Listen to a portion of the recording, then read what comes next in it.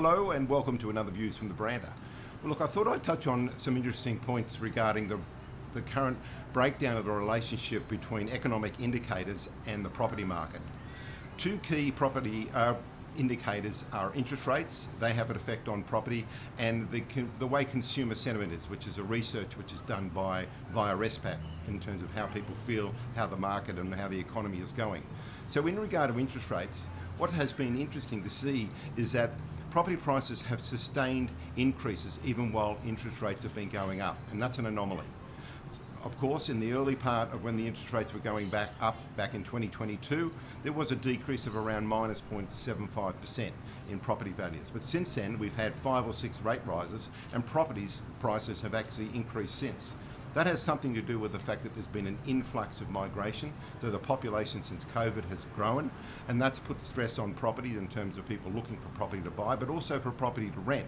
That means rental property prices have gone up, and therefore that means people have been opting to get out of the rat race, so to speak, and get and buy property. So that's had that sustained pressure. What's an interesting stat as well is we looked at sort of mortgage rates, and back in sort of 2020, in terms of number of people having about a 20% deposit, that was about 42%.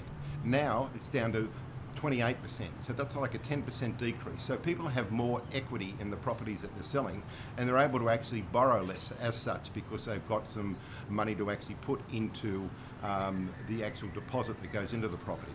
So the other side of the coin is consumer sentiment. That's an indication of how the economy is going.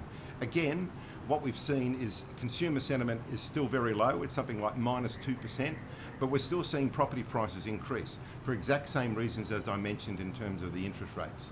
Increases in population and the fact that people are getting out of the rental market and starting to actually buy property, and there's not enough property on the market as people that are looking to buy.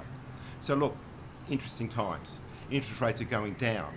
So whether that will have the opposite effect and property prices will go down, I very much doubt that. So now is a good time to talk to an agent, and of course that's what we're here for.